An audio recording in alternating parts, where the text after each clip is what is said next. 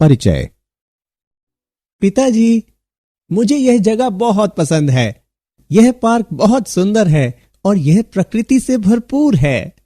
हाँ बेटा, इसीलिए हम प्रतिदिन सुबह यहाँ टहलने के लिए आते हैं।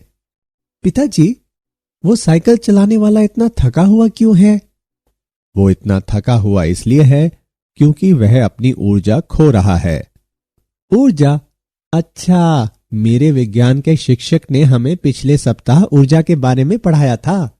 बहुत अच्छे बेटे, लेकिन क्या तुम्हें कार्य और सामर्थ्य के बारे में भी पता है? नहीं पिताजी। ठीक है, मैं तुम्हें समझाता हूं। लड़के द्वारा साइकिल चलाना किया गया कार्य कहलाता है। लड़के की वह क्षमता जितने समय तक वह साइकिल चलाता है ऊर्जा कहलाती है, और कार्य करने या उसके द्वारा साइकिल चलाने की चाल की दर सामर्थ्य कहलाती है। आइए कार्य, ऊर्जा और सामर्थ्य के बारे में संक्षेप में जानकारी प्राप्त करें। उद्देश्य। इस पाठ के अंत में आप निम्न करने में सक्षम हो जाएंगे: कार्य, ऊर्जा और सामर्थ्य को परिभाषित करना, किए गए कार्य को मापना, एक चर बल द्वारा किए गए कार्य की गणना करना, गतिज ऊर्जा और स्थितिज ऊर्जा को परिभाषित करना, कार्य ऊर्जा प्रमेय को समझना, एक चर बल द्वारा कार्य ऊर्जा समीकरण को समझना, ऊर्जा के विविध रूपों को जानना, ऊर्जा संरक्षण के बारे में समझना, संघटय को जानना। परिभाषा। अपने दैनिक जीवन में हम कार्य, ऊर्जा और सामर्थ्य के कई उदाहरण देख सकते हैं। स्विमिंग पूल में तैरता हुआ एक तैराक, एक खेल में दौड़ता हुआ एक लड़का, एक स्थान से दूसरे स्थान पर एक भारी बक्से को उठाकर ले जाता एक व्यक्ति। सभी परिदृश्यों में कार्य, ऊर्जा और सामर्थ्य का प्रयोग होता है। कार्य। बल द्वारा किए गए कार्य को विस्थापन की दिशा में बल के घटक और इस विस्थापन के परिणाम के गुणनफल के रूप में परिभाषित किया जाता है। W बराबर F गुणा D।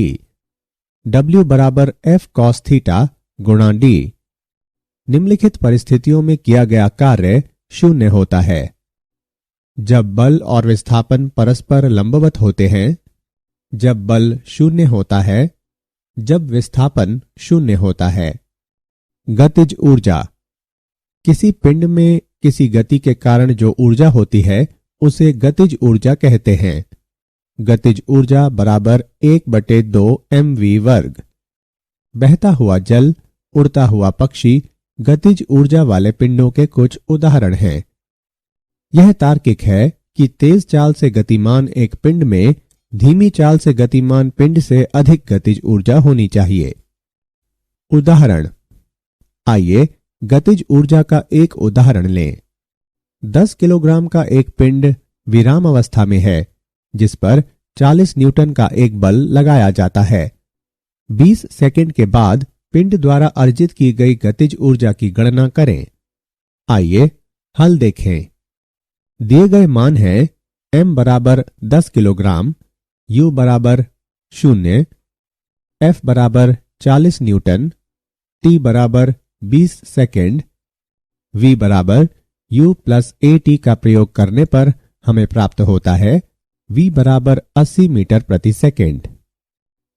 गतिज ऊर्जा बराबर 1/2 mv वर्ग। गणना करने पर हमें प्राप्त होता है गतिज ऊर्जा बराबर 32,000 जूल। एक चर बल द्वारा किया गया कार्य। जब विस्थापन डेल्टा x बहुत कम होता है तो किया गया कार्य डेल्टा W बराबर f of x delta x। क्रमागत आयताकार क्षेत्रफलों को जोड़ने पर किया गया कुल कार्य W लगभग f ऑफ x और डेल्टा x के गुणनफल की प्रारंभिक स्थिति xi से अंतिम स्थिति xf तक योगफल के बराबर है। सभी आयतों के क्षेत्रफलों को जोड़ने पर हमें प्राप्त होता है डेल्टा x टेंड्स टू 0 वक्र के अंदर क्षेत्रफल पूरी तरह से f ऑफ x द्वारा किए गए कार्य के बराबर है। कार्य ऊर्जा प्रमेय। किसी कण की गतिज ऊर्जा में परिवर्तन कुल बल द्वारा इस पर किए गए कार्य के बराबर होता है। Kf माइनस Ki बराबर W। Kf और Ki क्रमशः वस्तु की अंतिम और प्रारंभिक गतिज ऊर्जाएं हैं। कार्य का आशय बल और उस विस्थापन से है जिस पर यह आरोपित होता है। कार्य एक निश्चित विस्थापन तक पिंड पर बल द्वारा किया जाता है। एक चर बल के लिए कार्य ऊर्जा प्रमेय। यहां बल एक दिशा में सतत रूप में बदल रहा है। गणना करने पर dk बटे dt बराबर d बटे dt गुणा 1/2 mv वर्ग हम प्राप्त करते हैं। dk बटे dt बराबर f गुणा dx बटे dt। इससे प्राप्त होता है dk बराबर f dx। अब प्रारंभिक स्थिति xt से अंतिम स्थिति xf तक समाकलन करने पर हम पाते हैं kf माइनस kt बराबर कार्य। यही एक चर बल के लिए कार्य ऊर्जा प्रमेय है। कार्य ऊर्जा प्रमेय में समय अंतराल का समाकलन शामिल है। यह ध्यान रखना चाहिए कि यह अदिश रूप में है। स्थितिज ऊर्जा। पिंड की स्थिति या आकार के कारण इसमें जो ऊर्जा होती है उसे स्थितिज ऊर्जा के रूप में परिभाषित किया जाता है। उदाहरण के लिए बांध में संचित जल, एक पहाड़ी पर रखा पत्थर, धनुष की तनी हुई डोरी आदि।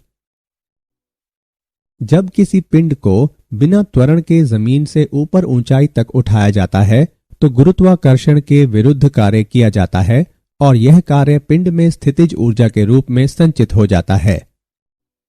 अतः स्थितिज ऊर्जा बराबर mgh। अब पिंड को नीचे की ओर छोड़ा जाए तो इसकी चाल बढ़ती जाती है। जमीन से टकराने से ठीक पहले इसकी चाल v की घात 2 बराबर 2gh। इस समीकरण को इस प्रकार लिखा जा सकता है 1/2 mv वर्ग बराबर mgh। यांत्रिक ऊर्जा का संरक्षण। किसी निकाय की कुल यांत्रिक ऊर्जा संरक्षित रहती है यदि इस पर कार्य करने वाले बल संरक्षी हों। आइए इसे एक उदाहरण से समझें। विचार करें कि आरंभ में m द्रव्यमान का कोई पिंड जमीन से h ऊंचाई पर बिंदु B पर रखा है। B पर पिंड की यांत्रिक ऊर्जा है mgh। मान लें कि B से x दूरी पर एक बिंदु A है और यदि A पर पिंड का वेग u हो तो u वर्ग बराबर 2gx। A पर पिंड की यांत्रिक ऊर्जा बराबर A पर पिंड की गतिज ऊर्जा प्लस A पर पिंड की स्थितिज ऊर्जा। इसकी गणना करने पर हम प्राप्त करते हैं A पर पिंड की यांत्रिक ऊर्जा mgh है। यदि जमीन से टकराने से ठीक पहले पिंड का वेग v हो तो v वर्ग बराबर 2gh। यहां O पर पिंड की यांत्रिक ऊर्जा बराबर O पर पिंड की गतिज ऊर्जा प्लस O पर पिंड की स्थितिज ऊर्जा। इसकी गणना करने पर हम प्राप्त करते हैं O पर पिंड की यांत्रिक ऊर्जा mgh है। सभी उपरोक्त समीकरणों से स्पष्ट है कि किसी पिंड की यांत्रिक ऊर्जा इसके मुक्त रूप से गिरते समय संरक्षित रहती है।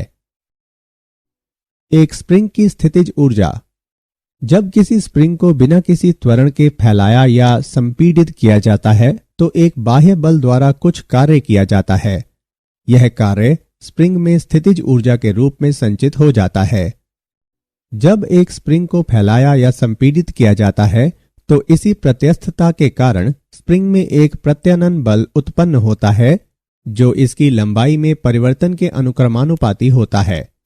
प्रत्यानयन बल को इस प्रकार व्यक्त किया जाता है F अनुक्रमानुपाती x। F बराबर माइनस kx, जहां k बराबर स्प्रिंग का बल नियंत्रांक है और ऋण चिन्ह प्रदर्शित करता है कि यह सदैव परिवर्तन की विपरीत दिशा में कार्य करता है। तब इसका क्षण आवश्यक बाह्य बल F बराबर kx इसकी लंबाई में और dx परिवर्तन करने में बाह्य बल द्वारा किया गया कार्य है। dw बराबर F सदिश और dx सदिश का डॉट गुणनफल, या dw बराबर kx dx। अब इसकी लंबाई में L परिवर्तन करने में बाह्य बल द्वारा किए गए कार्य की मात्रा W बराबर dw का समाकलन। इसकी गणना करने पर हम प्राप्त करते हैं W बराबर 1/2 kl वर्ग। तब स्प्रिंग की लंबाई में L परिवर्तन करने पर इसकी स्थितिज ऊर्जा है स्थितिज ऊर्जा बराबर W। स्थितिज ऊर्जा बराबर 1/2 kl वर्ग। ऊर्जा के विविध रूप। ऊर्जा कई रूपों में पाई जाती है जो एक से दूसरे में रूपांतरित हो जाती है। वे इस प्रकार हैं: ऊष्मीय ऊर्जा, रासायनिक ऊर्जा, विद्युत ऊर्जा, नाभिकीय ऊर्जा। ऊष्मीय ऊर्जा। प्राचीन काल में मानव पत्थरों को रगड़कर आग जलाया करते थे। यहां घर्षण द्वारा किया गया कार्य ऊष्मीय ऊर्जा के रूप में रूपांतरित हो जाता है। इससे पत्थरों की आंतरिक ऊर्जा बढ़ जाती है। जब पत्थरों का तापमान एक निश्चित सीमा तक बढ़ जाता है तो आग की एक चिंगारी उत्पन्न होती है। रासायनिक ऊर्जा। रासायनिक अभिक्रिया में भाग लेने वाले अणुओं की बंधन ऊर्जाएं अलग अलग होती हैं। एक रासायनिक अभिक्रिया सामान्यतः परमाणुओं की पुनर्व्यवस्था होती है। रासायनिक अभिक्रियाओं के दो प्रकार हैं: ऊष्माक्षेपी अभिक्रिया और ऊष्माशोषी अभिक्रिया। ऊष्माक्षेपी अभिक्रिया। इस अभिक्रिया में अभिकारकों की कुल ऊर्जा अभिक्रिया के उत्पादों से अधिक होती है और ऊष्मा मुक्त होती है। ऊष्माशोषी अभिक्रिया। इस अभिक्रिया में अभिकारकों की कुल ऊर्जा अभिक्रिया के उत्पादों से कम होती है और ऊष्मा अवशोषित होती है। विद्युत ऊर्जा। विद्युत आवेश और धारा एक दूसरे को आकर्षित या प्रतिकर्षित करते हैं। इस प्रकार एक दूसरे के सापेक्ष उन्हें गति कराने के लिए सामान्यतः कार्य करने की जरूरत होती है। इस कार्य से संबंध ऊर्जा विद्युत ऊर्जा कहलाती है। नाभिकीय ऊर्जा। एल्बर्ट आइंस्टाइन 1879 से 1955 ने दिखाया कि द्रव्यमान और ऊर्जा समतुल्य हैं और एक संबंध द्वारा संबंधित हैं। E बराबर mc वर्ग, जहां c निर्वात में प्रकाश की चाल है। नाभिकीय अभिक्रियाओं में दो प्रकार हैं। वे हैं नाभिकीय संलयन और नाभिकीय विखंडन अभिक्रियाएं। नाभिकीय संलयन। सूर्य की ऊर्जा का स्रोत नाभिकीय संलयन का एक उदाहरण है। सूर्य में 4 हल्के हाइड्रोजन नाभिक समेकित होकर एक हीलियम नाभिक बनाते हैं, जिसका द्रव्यमान अभिकारकों के द्रव्यमान के योगफल से कम होता है। यह द्रव्यमान अंतर द्रव्यमान दोष डेल्टा M कहलाता है, जो ऊर्जा का स्रोत है। नाभिकीय विखंडन। नाभिकीय विद्युत संयंत्र नियंत्रित नाभिकीय विखंडन का उपयोग करता है। विखंडन में एक भारी नाभिक जैसे यूरेनियम 235 92 एक न्यूट्रॉन द्वारा हल्के नाभिकों में टूटता है। अंतिम द्रव्यमान प्रारंभिक द्रव्यमान से कम होता है और द्रव्यमान अंतर ऊर्जा में रूपांतरित हो जाता है। ऊर्जा संरक्षण। ऊर्जा संरक्षण के सिद्धांत के अनुसार ऊर्जा को एक रूप से दूसरे रूप में बदला जा सकता है, लेकिन विलगित निकाय की कुल ऊर्जा नियत रहती है। ऊर्जा न तो उत्पन्न की जा सकती है, न ही नष्ट की जा सकती है। ब्रह्मांड को एक विलिगत निकाय के रूप में देखा जा सकता है। ब्रह्मांड की कुल ऊर्जा नियत है। यदि ब्रह्मांड का एक भाग ऊर्जा खोता है तो दूसरा भाग ऊर्जा की बराबर मात्रा प्राप्त कर लेता है। सामर्थ्य। किसी पिंड के सामर्थ्य को पिंड द्वारा कार्य करने की दर के रूप में परिभाषित किया जाता है। सामर्थ्य एक अदिश राशि है और इसे P से व्यक्त करते हैं। पिंड की सामर्थ्य P बराबर W/T। इसका SI मात्रक वॉट है। सामर्थ्य के सामान्यतः प्रयुक्त किए जाने वाले अन्य मात्रक किलोवाट या हॉर्स पावर अश्वशक्ति हैं। 1 हॉर्स पावर बराबर 746 वॉट। तात्कालिक शक्ति। इसे किसी विशिष्ट क्षण बहुत कम समय अंतराल में औसत शक्ति या सामर्थ्य के रूप में परिभाषित किया जाता है। संघटय।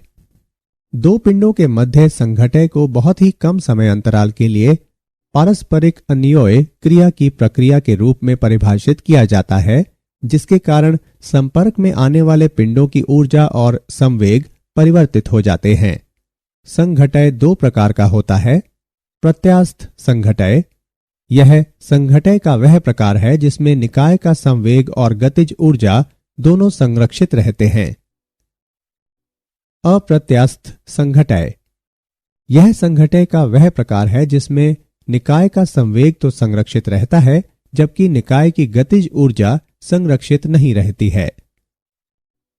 एक दिशा में प्रत्यस्थ संघटय, दो पिंडों के मध्य एक ऐसा प्रत्यस्थ संघटय है जिसमें संघटय के पहले और बाद में वे एक ही सीधी रेखा में गति करते हैं। दो दिशाओं में प्रत्यस्थ संघटय, यह प्रत्यस्थ संघटय का एक ऐसा प्रकार है जिसमें पिंड संघटय के बाद समान रेखा के अनुदिश गति नहीं करते हैं, लेकिन संघटय से पहले अपनी गति की रेखा वाले समतल में गति करते हैं।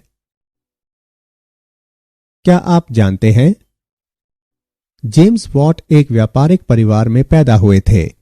उन्होंने स्कॉटलैंड में इंजीनियरिंग का कार्य किया।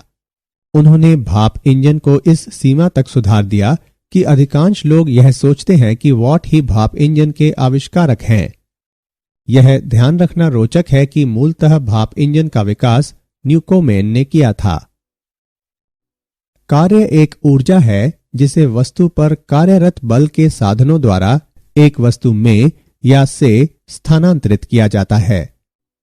वस्तु को स्थानांतरित ऊर्जा धनात्मक कार्य होती है और वस्तु से स्थानांतरित ऊर्जा ऋणात्मक कार्य होती है। स्थितिज ऊर्जा की अवधारणा केवल संरक्षी बलों के मामले में ही पाई जाती है। एक अग्र कार्य किया गया तब कहा जाता है कि जब एक डाइन का बल किसी पिंड को बल की दिशा में 1 सेंटीमीटर विस्थापित करता है। सारांश, आइए हमने जो कुछ सीखा उसे संक्षेप में दोहराएं। आरोपित बल द्वारा कार्य तब किया गया कहलाता है जब पिंड जिस पर बल कार्य करता है बल की दिशा की लंबवत दिशा को छोड़कर अन्य किसी भी दिशा में विस्थापित हो। जब किया गया कार्य धनात्मक होता है तो पिंड की गतिज बढ़ती है।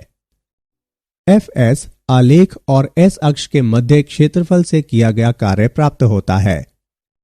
किसी अभिकारक का सामर्थ्य अभिकारक द्वारा किए गए कुल कार्य और इसके द्वारा लिए गए समय का अनुपात होता है। यह एक अदिश राशि है। पिंड की ऊर्जा पिंड के कार्य करने की क्षमता या योग्यता है। यांत्रिकीय ऊर्जा दो प्रकार की होती है, गतिज ऊर्जा और स्थितिज ऊर्जा।